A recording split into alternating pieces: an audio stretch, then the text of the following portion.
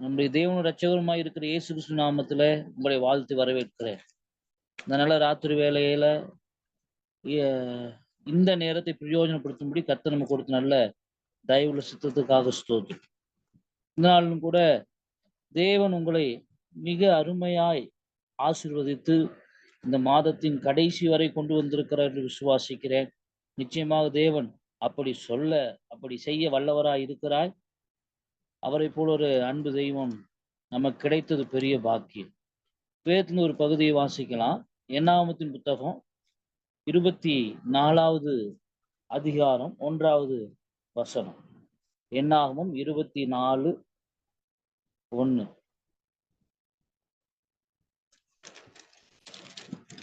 என்னாகமத்தின் புத்தகம் 24வது அதிகாரம் முதல் வசனத்தை நான் வாசிக்கிறேன். இஸ்ரவேலை ஆசீர்வதிப்பதே கர்த்தருக்கு பிரியம் என்று பிலேயாம் கண்டபோது அவன் முந்தி செய்து வந்தது போல நிமித்தம் பார்க்க போகாமல் வனாந்தரத்துக்கு தன் முகத்தை திருப்பினான். பாருங்க, இந்த வேத வார்த்தையில ஆண்டவர் சொல்றாரு, அவருக்கு பிரியமே இஸ்ரவேலை ஆசீர்வதிப்பதுதான். இஸ்ரவேலை ஆசீர்வதிக்க வேண்டும் என்று விரும்புகிற ஒரு தேவன், அதிலே பிரியப்படுகிற தேவனை நீங்களும் நானும் ஆராதிக்கும். பழைய ஏற்பாட்டுல இஸ்ரவேல் ஜனங்களை ஆசீர்வதிக்க நினைச்ச அதே தெய்வம் தான் இந்த புதிய ஏற்பாட்டின் நாட்கள்ல நம்மையும் இந்த ஆசீர்வாதத்தை சுதந்திரித்துக் கொள்ளும்படி அழைத்தவருமாய் இருக்கிறார். 1 பேதுருவின் புத்தகம் 3வது அதிகாரம் 9வது வசனம் இப்படியாய் சொல்லுகிறது. 1 பேதுரு 3வது அதிகாரம் 9வது வசனத்தை நான் வாசிக்கிறேன். தீமைக்கு தீமையும் உதாசனத்துக்கு உதாசனத்தை சரி கட்டாமல் அதற்கு பதிலாக நீங்கள் ஆசீர்வாதத்தை சுதந்திரித்துக் கொள்ளும்படி அழைக்கப்பட்டவர்கள் என்று அறிந்து ஆசீர்வதியுங்கள். தேவ பிள்ளைகளே, தேவன் நம்மை அழைத்ததே ஆசீர்வாதத்தை சுதந்திரித்துக் கொள்ளும்படிதான். இந்த பூமியின் ஆசீர்வாதமாகட்டும், ஆவிக்குரிய ஆசீர்வாதமாகட்டும், தேவன் அவைகளை சுதந்திரித்துக் கொள்ளும்படி கல்வாரி சிலுவையில் நமக்காக யாவற்றையும் அவர் செய்து முடித்து இருக்கிறார். நல்லா புரிஞ்சுக்குங்க, உங்க அழைப்பே ஆசீர்வாதத்தை சுதந்திரித்துக் கொள்வதுதான். அப்படியானால் ஏற்கனவே தேவன் கல்வாரி சிலுவையில நமக்குரிய சகல ஆசீர்வாதங்களையும் செய்து முடித்து விட்டார். அதனால்தான் கடைசியா அவர் சொன்னாரு, எல்லாம் முடிந்தது. எல்லாம் முடிந்ததுன்னு சொன்னது காரணம் என்ன தெரியுமா? உங்களுக்காக செய்ய வேண்டிய சகல திட்டங்களையும் சகல ஆசீர்வாதங்களையும் கல்வாரி சிலுவையில அவர் உங்களுக்காக செய்து முடித்தார். ஆனா இன்னைக்கு தலைப்பு, அழைப்பை நான் புரிந்து கொள்ள வேண்டும். நாம் அழைப்பை புரிந்து கொள்ளாத வரைக்கும் தேவன் யார் என்றும் தேவன் நம்மை ஏன் அழைத்தார் என்பதை நானும் நீங்கள் சரியாய் புரிந்து கொள்ளாத வரைக்கும் எல்லா காரியத்திலும் இடறுகிறவர்களாக காணப்படுகிறோம். 2 பேதுருல வாசி 1ஆம் அதிகாரம் 2 பேதுரு 1ல இப்படியாய் பேதுரு எழுதுகிறார். 2 பேதுரு 1வது அதிகாரம் 10வது வசனம். ஆகையால் சகோதரி, உங்கள் அழைப்பையும் தெரிந்து கொள்வதையும் உறுதியாக்கும்படி ஜாக்கிரதையாயிருங்கள். இவைகளை செய்தால் நீங்கள் ஒரு காலம் இடறி விழுவதில்லை. அன்பு தேவ பிள்ளைகளே, நம்முடைய அழைப்பையும் நம்முடைய தெரிந்து கொள்வதையும் நாம் எப்பொழுது உறுதிப்படுத்துகிறோமோ அல்லது உறுதிப்படுத்தும்படி ஜாக்கிரதையா இருக்கிறோமோ, அப்பொழுதுதான் நாம் எந்த காரியத்திலும் இடராதவர்களாய், எந்த காரியத்திலும் விழுந்து போகாதவர்களாய், எந்த காரியத்திலும் பின்வாங்காதவர்களாய் காணப்படும். நல்லா புரிஞ்சுக்கங்க, ஆண்டவர் என்னை அழைச்சது எதற்காக? அவருடைய ஆசீர்வாதத்தை சுதந்திரித்துக் கொள்ளும்படி அழைக்கப்பட்டவர்கள் என்பதை அறிய வேண்டும். இந்த அறிவு இன்னைக்கு இல்ல. இப்ப இந்த நான் வாசிச்ச வசனத்தை நீங்க நிறைய முறை வாசிச்சிருக்கலாம். அது 2 பேர் 1:10 அழைப்பு என்று சொன்ன உடனே தேவன் எனக்கு எந்த அழைப்பு கொடுத்திருக்கிறார்? சுவிசேஷ அழைப்பா, ஊழிய அழைப்பா, போதக அழைப்பா, மேய்ப்பு அழைப்பா, இதை குறித்து தான் யோசிக்கணுமே தவிர அவர் நம்ம எல்லாருக்கும் பொதுவான ஒரு அழைப்பை கொடுத்தார். அது என்ன? அதைத்தான் அதே பேதுரு சொல்லுகிறார். 1 பேதுரு 1ஆம் முதல் நிருபத்துல, நீங்கள் ஆசீர்வாதத்தை சுதந்திரித்துக் கொள்ளும்படி அழைக்கப்பட்டவர். இது தெரியாதனாலதான் இன்னைக்கு போய் ஆண்டவரே என்னை ஆசீர்வதியும் என்று ஜெபிக்கிறவர்களாய் காணப்படுகிறோம். உங்களை அழைச்சதே ஆசீர்வாதத்தை சுதந்திரித்துக் கொள்ளும்படிதான் அழைச்சிருக்கிறார். அப்புறம் எப்படி நீங்க ஆசீர்வாதம் கொடுங்க ஆண்டவரேன்னு சொல்ல முடியும்? ஆல்ரெடி உங்களுக்கு எல்லாவற்றையும் டன் பண்ணிட்டார். எல்லாத்தையும் முடிச்சிட்டார். ஆசீர்வாதத்தை கர்த்தர் உங்க கரத்துல கொடுத்திருக்கிறார். பிறகு மறுபடியும் போய் ஆண்டவரே என்னை ஆசீர்வதியும் ஆண்டவரே, யாபேசை போல என்னை ஆசீர்வதித்து என் எல்லைகளை பெரிதாக்கும் அப்படின்னு சொல்லிட்டு இருக்கிறது எப்படி இருக்குதுன்னா, விருந்து வீட்டுக்கு நீங்கள் அழைக்கப்பட்டிருக்கிறீர்கள். ஒரு நல்ல ஃபங்ஷன் வீட்டுக்கு உங்கள கூப்பிடுறாங்க வாங்கன்ட்டு. நீங்கலாம் போயிருக்கீங்க. ஃபங்ஷன்ல முக்கியமா விருந்துக்கு உங்கள அழைச்சிருக்கிறாங்க. அந்த வீட்ல போயிட்டு நம்ம யாராவது, "ஏங்க எனக்கு கொஞ்சம் சாப்பாடு தர முடியுமான்னு?" கேட்டா எப்படி இருக்கும்? கொஞ்சம் யோசிச்சு பாருங்க. உங்கள அழைத்ததே விருந்துக்கு தான். உங்களை கொண்டு வந்ததே விருந்துக்கு தான். அந்த வீட்ல போயிட்டு நீங்க என்ன கேட்கிறீங்க? "எனக்கு கொஞ்சம் சாப்பாடு குடுங்கன்னு" கேட்டா, எப்படி இருக்குமோ, அப்படித்தான் நீங்க அழைக்கப்பட்டதே ஆசீர்வாதத்துக்கு தான். ஆசீர்வாதத்த சுதந்தரித்துக் கொள்ளும்படி தான். அதை விட்டுட்டு, அத புரிஞ்சுக்காம, "என்ன ஆசீர்வதிங்க ஆண்டவரே, என்னை ஆசீர்வதித்தால் ஒழிய நான் உம்மை போக விடுவதில்லைன்னு" யாக்கோபு செய்த ஜெபத்த நீங்க இப்போ செய்வீங்கன்னா, நம்ம எந்த அளவுக்கு நம்முடைய அழைப்பு குறித்து அறிந்திருக்கிறோம் என்பதை புரிந்து கொள்ள வேண்டும். வசனம் சொல்லுது எபேசியர் 2:3 சொல்லுகிறோம். ஆவிக்குரிய சகல ஆசீர்வாதத்தினாலும் அவர் நம்மை ஆசீர்வதித்து இருக்கிறார். Already done. ஏற்கனவே முடிஞ்சு போன ஒரு விஷயத்த, திரும்ப தாங்க ஆண்டவரேன்னு சொல்றது குறித்து கொஞ்சம் நீங்க யோசித்து பாருங்க. நம்முடைய அறிவு எப்படி இருக்கிறது என்றால், எனக்கு அவர் செய்து முடித்து விட்டார். இனி நான் சுதந்தரித்துக் கொள்ள வேண்டியது என்னுடைய கடமை என்பதை புரிந்து, அதை சுதந்தரித்துக் கொள்வதற்கு என்ன செய்வது என்று யோசிக்காம, இன்னும் குடுங்கன்னு சொல்லி கேட்கும்போது, அது நம்முடைய அறியாமையவே காட்டுகிறது. அதனால தான் இன்னைக்கு செய்தியோட தலைப்பு, உங்களுடைய அழைப்பை நீங்கள் அறிந்து கொள்ளுங்கள். இப்ப புரியும்னு நினைக்கிறேன். உங்கள அவர் அழைச்சதே ஆசீர்வாதத்தை சுதந்தரித்துக் கொள்ளும்படி தான். 1 பேதுரு 3ஆம் அதிகாரம் 9ஆம் வசனத்த நீங்க மறந்துறவே கூடாது. உங்கள அவர் அழைச்சதே ஆசீர்வதிக்கத்தான். அவருடைய ஆசை உங்களை ஆசீர்வதிக்கிறது தான். கர்த்தர் நம்மை நினைத்திருக்கிறார். அவர் நம்மை ஆசீர்வதிப்பார். அ அவர் உங்களை குறித்து நினைத்திருக்கிற எல்லா நினைவுகளும் தீமைக்கானதல்ல. அவைகள் எல்லாம் நன்மைக்கானதா இருக்கிறதுன்னு வேதவசனம் நமக்கு சொல்லுகிறது. ஆகவே அன்பு தேவ பிள்ளைகளே நல்லா புரிஞ்சுக்கங்க. நீங்க ஆசீர்வதிக்கப்படுவதற்கு அழைக்கப்பட்டிருக்கிறீர்கள். நீங்கள் சுதந்திரத்துக் கொள்ளும்படி அழைக்கப்பட்டிருக்கிறீர்கள். எபேசு 1:3 படி சகல ஆசீர்வாதத்தினால் அவர் உங்களை ஆசீர்வதித்திருக்கிறார். ஆவிக்குரிய ஆசீர்வாதத்தினால் உங்களை ஆசீர்வதித்திருக்கிறாராம். அப்ப நான் தேவனிடத்துல போய் என்னை ஆசீர்வதின்னு சொல்லக்கூடாது. என்னை ஆசீர்வதித்ததற்காக உமக்கு நன்றி ஆண்டவரே என்று ஸ்தோத்திரம் செய்ய வேண்டும். சில நேரம் ஜெப நேரம் என்பது ஏதோ மனுக்களை எடுத்துக்கொண்டு கலெக்டர் ஆபீஸ்ல போய் காத்திருக்கிறது போல ஆகிவிடுகிறது. ஜெப நேரம் என்பது நான் கேட்பது நேரம் அல்ல. தேவனோடு உறவாடுகிற ஒரு நேரமா இருக்க வேண்டும். தேவனுக்கு நன்றி செலுத்துகிற ஒரு நேரமா இருக்க வேண்டும். எனக்காக கல்வாரி சிலுவையில செய்த வெற்றிக்காக நன்றி. எனக்காக ஆவிக்குரிய சகல ஆசீர்வதித்திருக்கிறதற்காக நன்றி. எப்போ இதை புரிந்து கொண்டு நாம் நன்றி சொல்ல ஆரம்பிக்கிறோமோ, அந்த ஆசீர்வாதங்கள் வாழ்க்கையில அப்பியாசப்பட ஆரம்பிக்கும். நீங்க கேட்கிற வரைக்கும் ஒன்னத்தையும் பெற்றுக்கொள்ள மாட்டீங்க. ஏன்னா, கொடுத்த பிறகு அதை எப்படி நீங்க கேட்க முடியும்? நம்முடைய அறியாமை நிமித்தம் இத்தனை நாள் நம்முடைய ஜெபங்கள் மாறி இருக்கலாம். நீங்க இன்னைக்கு சொல்லுங்க, "என்னை ஆசீர்வதித்ததுக்காக உமக்கு நன்றி ஆண்டவரே." அதென்ன ஆவிக்குரிய ஆசீர்வாதத்த ஆசீர்வதித்திருக்கிறார். ஆவிக்குரிய ஆசீர்வாதங்கள் என்று வேதத்தில் இருக்கிற சிலவற்றை நான் உங்களுக்கு சுட்டிக்காட்ட விரும்புகிறேன். முதல் விஷயம், கலாத்தியருக்கு எழுதின நிருபம் 5வது அதிகாரம்.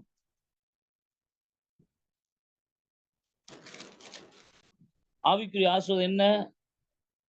16ல வாசிக்கிறோம். 5 கலாத்தியர் 5:16. பின்னும் நான் சொல்கிறது என்னவென்றால், ஆவிக்கேற்றபடி நடந்து கொள்ளுங்கள். அப்பொழுது மாம்ச இச்சையை நிறைவேற்றாதிருப்பீர்கள். இங்கே ஆவிக்குரிய ஆசீர்வாதம் என்ன?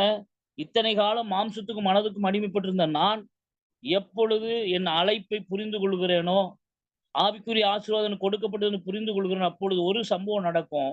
நான் ஆவிக்கேற்றபடி நடக்க நடக்க ஆரம்பிக்கணும்னா, முதல்ல நான் ஆவியினால ஆவிக்குரிய எல்லா ஆசீர்வதிக்கப்பட்டிருக்கேன் என்பதை புரிந்து கொள்ள வேண்டும். அப்படி புரிந்து கொண்டு நடக்கும்போது முதல் விஷயம், இத்தனை நாளா உங்கள டேக் ஓவர் பண்ணிட்டு இருந்த உங்களுடைய மாம்சம். இத்தனை நாளா உங்கள கண்ட்ரோல் பண்ணிட்டு இருந்த உங்க மாம்சம். இத்தனை நாளா உங்களை பாவத்துக்குள்ள தள்ளின உங்க மாம்சத்தை மேற்கொள்ளுகிற அதிகாரத்தை முதலாவது இந்த ஆசீர்வாதம் நமக்கு தருகிறது. நாம் போராடி மேற்கொள்வோர் அல்ல. ஏற்கனவே நமக்கான போராட்டத்தை தேவன் கிறிஸ்து சிலுவையிலே செய்து முடித்து விட்டார். நான் இனி அறிந்து கொள்ளுதலினாலே வெற்றி அடைகிறவனாய் இருக்கிறேன். அதனால தான் வசனம் சொல்லுது. அதே பேதுரு எழுதுகிறார். நீங்கள் கிறிஸ்துவை அறிகிற அறிவினாலே 1 பேதுரு 1ஆம் அதிகாரத்துல 2 பேதுரு 1ஆம் அதிகாரத்தை வாசிக்கிறோம். 2 பேதுரு 1ஆம் அதிகாரம் 3வது வசனம். தம்முடைய மகிமையினாலும் காரியத்தினாலும் நம்மை அழைத்தவரை அறிகிற அறிவினாலே ஜீவனுக்கும் தேவபக்தி வேண்டிய யாவற்றையும் அவருடைய திவ்ய வல்லமை நமக்கு தந்திருந்தும் இன்றி இச்சையினால் உலகத்தில் உண்டாகும் கேட்டுக்கு தப்பி திவ்ய சுவாபத்துக்கு பங்குள்ளவர்களாகும் பொருட்டு மகா மேன்மையும் அருமையுமான வாக்கு தத்தங்களும் அவைகளினால் நமக்கு அளிக்கப்பட்டிருக்கிறது. அப்படின்னா அர்த்தம் என்ன? நீங்க எவ்வளவு தூரம் உங்க அழைப்பை, உங்களை அழைத்தவரை நீங்கள் அறிகிறீர்களோ அவ்வளவு தூரம் அந்த ஆசீர்வாதம் உங்களுக்குள் செயல்பட ஆரம்பிக்கும்.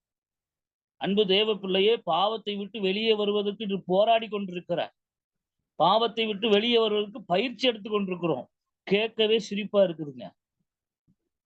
அப்படி பயிற்சி எடுத்து ஒரு ஜெயத்தை என்னால் கிடைக்குமானால் அல்லது பெற்றுக்கொள்ள முடியுமானால் கிறிஸ்து நமக்கு தேவையில்லையே. இன்னைக்கு வெத்தலைபாக்கு போட்டிருக்க ஒரு நபரை பார்த்து சொல்றான், நீ வெத்தலைபாக்கு விட்டு வெளியே வரணுமா, நீ அதனால வெத்தலைபாக்கு போக தோணும் போதெல்லாம் புளிப்பு மிட்டாயை சாப்பிட்டுக்க அப்படின்னு சொல்லுவது நாம் யாரை கனவீனம் பண்ணுகிறோம்? நம்முடைய சுயத்தினால் எதையும் மேற்கொள்ள முடியாது என்பதை அறிந்ததனால்தான் கிறிஸ்துவானவர் மகிமையை நம்பிக்கையை நமக்குள் வந்திருக்கிறார். அப்படியால் நான் செய்ய வேண்டியது என்ன? நான் செய்ய வேண்டியது பிராக்டிக்ஸ் அல்ல, நான் செய்ய வேண்டியது பயிற்சி அல்ல, நான் எடுக்க வேண்டியது முயற்சி அல்ல. அவரை எவ்வளவுக்கு எவ்வளவு என் அழைப்பையும் என்னை அழைத்தவரையும் அறிவதற்கு என் நேரத்தை ஒதுக்கி தேவனுடைய வசனத்தினால் என்னுடைய கண்களை திருப்புகிறனோ அவ்வளவுக்கு அவ்வளவு நீங்கள் அறியாமலே விடுதலை ஆகி கொண்டிருப்பீர்கள். அழகா வசனம் சொல், சத்தியத்தை அறிவீர்கள், சத்தியம் உங்களை விடுதலையா. அதனாலதான் ஆவிக்குரிய முதல் ஆசீர்வாதமா நான் அதை காட்டுறேன். ஆவி கேட்டபடி நீங்க நடக்க ஆரம்பித்து விட்டீர்களானால் மாம்ச இச்சைகளை நீங்கள் நிறைவேற்றாது இருப்பீர்கள். நீங்கள் மாம்ச இச்சையோடு போராட மாட்டீர்கள். அது உங்கள் வாழ்க்கையை விட்டு பிரிந்து போய்விடும். அப்ப ஆவிக்குரிய சகல ஆசீர்வாதம் முதல் ஆசீர்வாதம், மாம்சத்தை நான் ஜெயிக்கிறேன். இரண்டாவது ஆசீர்வாதம் ரோமர் 8வது அதிகாரத்துல வாசிக்கிறோம். ரோமர்கள் நிருபம் 8வது அதிகாரம் முதல் வசனம். ஆனபடியால் கிறிஸ்து இயேசு உட்பட மாம்சத்தில் நடவாமல் ஆவிப்படி நடக்கிறவர்களுக்கு ஆக்கினை திருப்பு இல்லை. என்னுடைய இரண்டாவது ஆவிக்குரிய ஆசீர்வாதம் என்ன? முதல் ஆசீர்வாதம் மாம்சத்தை ஜெயிக்கிறேன். இரண்டாவது ஆசீர்வாதம் எனக்கு நியாய தீர்ப்பு கிடையாது. மாம்சத்தை ஜெயித்து ஆவியிலே நடக்கிறவனுக்கு என்ன இல்லைங்க? நியாய தீர்ப்பு கிடையாது. இந்த ஆசீர்வாதத்தை கர்த்தர் எனக்கு சிலுவையில வாக்கு பண்ணி இருக்கிறார். மூணாவது ஆசீர்வாதம் அதிலே வாசிக்கிறோம், 6வது வசனம். மாம்ச சிந்தை மரணம், ஆவின் சிந்தை ஜீவனும் சமாதானமாம். அல்லேலூயா. என்ன ஜீவன்? வசனம் சொல்லுது, கிறிஸ்து எனக்கு ஜீவன். இயேசு சொல்ற, நானே வழியும் சத்தியமும் ஜீவனுமாய் இருக்கிறேன். யார் அந்த ஜீவன்? பரிசுத்த ஆவியாய் நமக்குள்ள அவர் இருக்கிறார், அதுதான் ஜீவன். அப்ப ஆவிக்குரிய மூன்றாவது ஆசீர்வாதம் என்ன? அவர் எனக்குள் இருக்கிறார். அவர் எனக்குள்ள இருந்தா என்ன நடக்கும்? இந்த ஜீவன் எனக்குள்ள வரதுனால எனக்கு நன்மை என்ன? நீங்க அது கீழே வாசிச்சீங்கன்னா அதே 11வது வசனம் 8வது ரோமர் 8:11 அன்றியும் இயேசுவை மருத்துவ எழுப்பினுடைய ஆவி உங்களில் வாசமா இருந்தால் கிறிஸ்துவை மருத்துவ எழுப்பினவர் உங்களில் வாசமாயிருக்க தம்முடைய ஆவியினாலே சாவுக்கு ஏதுவான உங்கள் சரீரங்களை உயிர்ப்பிப்பார். அல்லேலூயா. அப்படியானால் கிறிஸ்து எனக்குள் ஆசீர்வாதத்தில் என்ன கொடுத்திருக்கிறாரு? அதுல ஜீவனை கொடுத்திருக்கிறார். அந்த ஜீவன் சாவுக்கு ஏதுவா இருக்கிற, அதாவது லைஃபோடைய கடைசி ஸ்டேஜில் இருக்கிற, முடிவினுடைய இறுதியில் இருக்கிற என்னுடைய அவயங்களை திரும்பவும் உயிர் பெற வல்லமையுள்ள ஜீவனை எனக்கு ஆசீர்வாதமாக தேவன் கொடுத்து முடித்து விட்டார். இனி நீ தரித்திரத்தை சுமக்க வேண்டிய அவசியம் இல்ல. இனி நீ வியாதியை சுமக்க வேண்டியது அவசியம் இல்ல. நீ வியாதியை பார்த்து பேச வேண்டிய நீங்களும் நானும் தேவனை கிட்ட போய் என் வியாதியுடைய கொடூரத்தை பேசிக் கொண்டிருக்கிறோம். நம்முடைய பேசுகிற பக்கம் தவறா இருக்குது. நானும் நீங்க என்ன செய்ய ஆண்டு அழைச்சு ஆசீர்வாதத்தை கொடுத்தாருன்னா, வியாதி கிட்ட போய் எனக்குள்ள இருக்க ஜீவன் எப்படிப்பட்டது என்பதை பேச வேண்டும் என்று அவர் ஆசைப்பட்டார். ஆனா இன்னமும் சபை எதை பேசிக் கொண்டிருக்கிறதுனா, தேவனிடத்துல போய் வியாதியை குறித்து பேசிக் கொண்டிருக்கிறோம். அன்பு தேவ பிள்ளையே, நீங்கள் ஆசீர்வாதத்தை சுதந்திரத்துக் கொள்ளும்படி அழைக்கப்பட்டவர்கள் உணர்ந்தவர்களாய், ஆசீர்வாதத்தை சுதந்திரத்துக் கொள்ள உங்களை தேவன் தெரிந்து கொண்டார் என்பதை அந்த அழைப்பை புரிந்தவர்களாய், அழைத்தவரை புரிந்தவர்களாய் இங்க செய்ய வேண்டிய விஷயம் என்ன தெரியுமா? வியாதி இடத்துல பேசுங்கள். என் வியாதி இடத்துல செயல்படுவதாக, எனக்குள் இருக்கிற ஜீவன் என் பலவீனத்தில் செயல்படுவதாக, எனக்குள் இருக்கிற ஜீவன் என் சுகர்ல செயல்படுவதாக, எனக்குள் இருக்கிற ஜீவன் செயல்படுவதாக என்று சொல்லி பாருங்க. தேவனுடைய ஜீவன் இப்பொழுதே சாவுக்கு ஏதுவாக இருக்கக்கூடிய அவயங்களை திரும்ப ரீஸ்டோர் பண்ணுவதற்கு அல்லது திரும்ப உயிர்த்தெழ வைக்கிறதற்கு போதுமானதா இருக்கிறது. கையிலேயே அவ்வளவு பெரிய அற்புதங்களையும் மகிமையும் கர்த்தர் நம்ம கருத்துல கொடுத்திருக்கிறார். ஆகவே முதல் ஆசீர்வாதம் மாம்சத்தை ஜெயிக்கிறோம். 2வது ஆசீர்வாதம் நியாயத்தீர்ப்பு நமக்கு கிடையாது. 3வது ஆசீர்வாதம் மரித்து போகிற கடக்கிற அந்த தருவாயில் இருக்கிற என்னுடைய சரீரத்தை உயிர்ப்பிக்க வல்லமையுள்ள ஜீவன் எனக்குள் இருக்கிறது. 4வது காரியம் என்னன்னா, வசனம் சொல்லுகிறது 1 கொரிந்தியரின் புத்தகம் 3ஆம் அதிகாரம் 15வது வசனம். ஆவிக்குரியவன் எல்லாவற்றையும் ஆராய்ந்து நிதானிக்கிறான். ஆனால் அவன் மற்றொருவனால் ஆராய்ந்து நிதானிக்கப்படான். கிறிஸ்துவனுடைய சகலவற்றையும் ஆழங்களையும் ஆராய்ந்து நிதானிக்கிற கிருபைய கர்த்தர் நமக்கு கொடுக்கிறார். அடுத்தது ஆவிக்குரிய வரங்கள். அன்பு தேவ பிள்ளையே, நீ உன்னை அழைத்தவர் உன்னை ஆசீர்வதித்து முடித்து விட்டார் என்று உணர்ந்து கொள். உன்னை அழைத்த தேவன் உன்னை ஆசீர்வாதத்தை சுதந்திரத்துக் கொள்ளும்படி அழைத்திருக்கிறார். அதாவது பெரிய பணக்காரன், ஊரெல்லாம் சொத்து வாங்கி போட்டு, அது எல்லா பிரயாசத்தையும் அவன் பட்டு அதனுடைய பலன்களை எல்லாம் காசை கொடுத்து எல்லாத்தையும் மாத்திட்டு, அதுக்கு வாரிசா இருக்கும்போது ஒருவனை தத்தெடுப்பது எப்படி இருக்கிறதோ, அப்படியே கிறிஸ்துவான சிலுவையிலே நமக்காக சகல ஈவுகளையும் சகல காரியங்களையும் செலுத்தி முடித்து விட்டு, எனக்கென்கிற ஆவிக்குரிய ஆசீர்வாதம் சொத்தை எனக்காக வாங்கி வைத்து விட்டு, என்னையும் உங்களையும் அவர் தம்முடைய பிள்ளையாக தத்தெடுத்திருக்கிறார். நீங்களும் நானும் கெஞ்ச வேண்டியவர்கள் அல்ல, கெஞ்சி பெற்றுக்கொள்ளுகிறவர்கள் அல்ல. நானும் நீங்களும் ஏசப்பாவை அப்பா என்று கொஞ்சி வாழ வேண்டியவர்கள். அடிமைத்தன நுகத்திலிருந்து நம்மைத்தான் கர்த்தர் தம்முடைய மகன் மகள் என்கிற உரிமைக்குள்ள கொண்டு வந்திருக்கிறார். நீங்கள் தேவனுடைய பிள்ளைகளாய் இருக்கிறீர்கள். தேவனுடைய வித்து உங்களுக்குள் நிலைத்திருக்கிறது. தயவு செய்து ஆண்டவரிடத்துல போய், ஆண்டவரே என்னை ஆசீர்வதியும் என்று சொல்லி கேட்காதீர்கள். நீங்க சொல்லுங்க, ஆண்டவரே நீர் என்னை ஆசீர்வதித்து இருக்கிறதற்காய் உமக்கு நன்றி அப்பா. இனி உங்கள் ஜெப நேரங்கள் துதி நேரங்களாய் மாறட்டும். புரிந்து கொள்ளுங்கள், உங்களை அவர் ஏற்கனவே ஆசீர்வதித்து விட்டார். இனி ஆசீர்வதிக்க ஒன்றுமில்லை. எல்லாவற்றையும் சகல அதிகாரங்களையும் உயிரோடு இருந்தபோது உலகத்தின் முடிவு புரியும் சகல நாட்கள் உங்களோடு கூட இருக்கிறேன்னு சொன்னவர் அவர் உங்களுக்குள்ளே தங்கி இருக்கிறார் என்பதை புரிந்து கொள்ளுங்கள். உங்களை விசேஷித்த அழைப்பினாலே அழைத்திருக்கிறார். யாருக்கும் கிடைக்காத மகிமையுள்ள அழைப்பை உங்களுக்கு கொடுத்திருக்கிறார். மகத்துவமான காரியங்களை உங்களுக்கு கொடுத்திருக்கிறார். வல்லமையான காரியங்களை உங்களுக்குள்ள அவர் வைத்திருக்கிறார். நீங்க செய்ய வேண்டியது என்ன? நீங்கள் விசுவாசித்து அதை அறிக்கை செய்ய ஆரம்பியுங்கள். நீங்கள் விசுவாசித்து நீங்கள் தேவனோடு குறைகளை சொல்வதை நிறுத்துங்கள். தேவனை ஸ்தோத்திரியுங்கள். குறைகளிடத்தில் உங்கள் தேவன் யார் என்பதை பற்றி பேசுங்கள். தேவன் மகத்துவமான காரியங்களையும் அற்புதமான காரியங்களும் செய்து முடிக்க அவர் எப்பொழுதும் வல்லவராகவே இருக்கிறார்.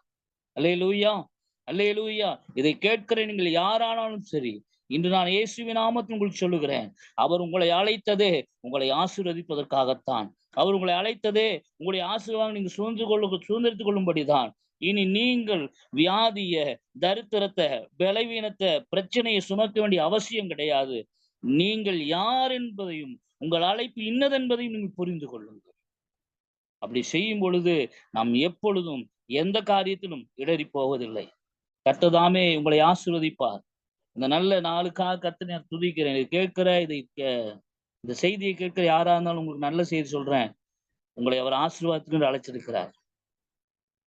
நீங்கள் அடிமையில் அல்ல, நீங்கள் தேவனுடைய பிள்ளைகளாய் தேவனுடைய புத்திரியும் புத்திரர்களுமாய் இருக்கிறீர்கள். தேவன் உங்களுக்குள் இருக்கிறார். அவருடைய அழியாத வித்தாகிய ஜீவ வசனம் உங்களுக்குள் இருக்கிறது. உங்களை அவர் கைவிடுகிற தெய்வம் அல்ல. அவர் உங்களை கூட்டி சுமக்கிற தெய்வம் அல்ல. பழைய ஏற்பாட்டிலே தகப்பன் தன் பிள்ளையைப் போல சுமந்து சென்ற தெய்வம் புதிய ஏற்பாட்டிலே உங்களுக்குள்ளே வாசம் பண்ணி உங்களோடு கூட இருக்கிறார். அப்ப நான் என்ன பிரதர் செய்யட்டும்? நீ செய்ய வேண்டியது ஒண்ணே ஒண்ணுதான். உங்களுக்குள் இருக்கிற ஆவியானவரை, உங்களுக்குள் இருக்கிற தேவனை நீங்கள் கனம் பண்ண ஆரம்பியுங்கள். நீங்கள் உயர்த்த ஆரம்பியுங்கள். தேவனே உமக்கு ஸ்தோத்திரம் என்று சொல்லுங்கள். எனக்குள் இருக்கிறவரே உமக்கு ஸ்தோத்திரம் என்று சொல்லுங்கள். என்னை ஏற்கனவே எல்லாவற்றையும் ஆசீர்வதித்திருக்கிறவரே உமக்கு ஸ்தோத்திரம் என்று சொல்லுங்கள். தேவனை கனம் பண்ணுங்கள். உங்களுடைய விளைவின் முதற் பலனாலும் எல்லா நன்மையினாலும் தேவனை கனம் பண்ணுங்கள். அவரை ஸ்தோத்திர துதிகளினாலே கனம் பண்ணுங்கள். உங்கள் சரீரங்களை பரிசுத்தமாய் பாதுகாத்துக் கொண்டு கிறிஸ்துவின் ஆலயம் என்பதை உணர்ந்து உங்கள் ஆலயத்தை நீங்கள் பராமரிக்க நிமித்தம் தேவனை கனம் பண்ணுங்கள். தேவனுடைய சபை கூடுதலை விட்டு விடாதபடிக்கு ஜாக்கிரதையா இருந்து தேவனை தேடுவதிலே தேவனை கனம் பண்ணுங்கள். வசனம் சொல்லுகிறது, என்னை கனம் பண்ணுகிறவர்களை நான் கனம் பண்ணுவேன். என்னை கனவீனம் படுத்துகிறவர்கள் கனவீனம் அடைவார்கள். அன்பு தேவ பிள்ளையே, நீ எனக்கு ஒரே ஒரு நோக்கம், எனக்கு ஒரே ஒரு வேலை இருக்குமானா தேவனை கனம் பண்ணுவதை தவிர, தேவனை ஸ்தோத்தரிப்பதை தவிர தேவனத்தில் கேட்பதற்கு ஒன்றுமில்லை என்பதை புரிந்து கொள்ளுங்கள். இந்த ஆசீர்வாதமான அழைப்பைத்தான் தேவன் உங்கள் மேல் வைத்திருக்கிறார். உங்களுக்கு என்ன தேவை என்பது உங்கள் பிதா முன்பே அறிந்திருக்கிறார். அவர் உங்களுக்காக யாவற்றையும் செய்து முடித்து விட்டார். நீங்க சொல்ல வேண்டியது என்னது? ஆவிக்குரிய சகல ஆசீர்வாதங்களை ஆசீர்வதித்ததுக்காக நன்றி. 1 தீமோத்தேயு 6ஆம் அதிகாரத்துல வாசிக்கிறோம், நாம் அனுபவிக்க தேவையான சகல ஐஸ்வர்யத்தையும் நமக்கு தருகிற தேவன் பேரிலே நம்பிக்கையாயிருங்கள் என்று வயதில வாசிக்கிறோம். அப்படியானா நமக்கு தேவையான யாவற்றையும் அருளுகிறவராய், எப்பொழுதும் நமக்கு தேவைகளை சந்திக்கிறவராய், அவர் எப்பொழுதும் நல்லவராய், அவர் நம்முடைய பரிகாரியாய், அவர் நமக்கு பதிலானவராய் இருக்கிறார். அநேக நேரத்துல கிறிஸ்து பதில் கொடுக்கிறார். அநேக இடத்துல அவரே பதிலாக வந்து விடுகிறார். இந்த ராத்திரி வேளையில இதை கேட்டுக்கொண்டிருக்கிற உங்களுக்கு அவர் பதில் தந்து, பதிலாகவே அவரே வந்து உங்கள் வாழ்க்கையை சரி செய்ய அவர் வல்லவராய் இருக்கிறார். நிறைய நேரம் பாருங்க, பிரதர் நான் இந்த பிரச்சனையில நான் மட்டும் தனியா இருந்தேன். இயேசு கூட இருந்தாரு. மற்றபடி ஒண்ணும் இல்லைன்னு சொல்றோம். அந்த வாக்கியத்தை நம்ம எப்படி சொல்ல ஆரம்பிக்கிறோம்? இயேசு தான் கூட இருந்தாரு. வேற என்ன வேணும்? நமக்கு புரியுதா?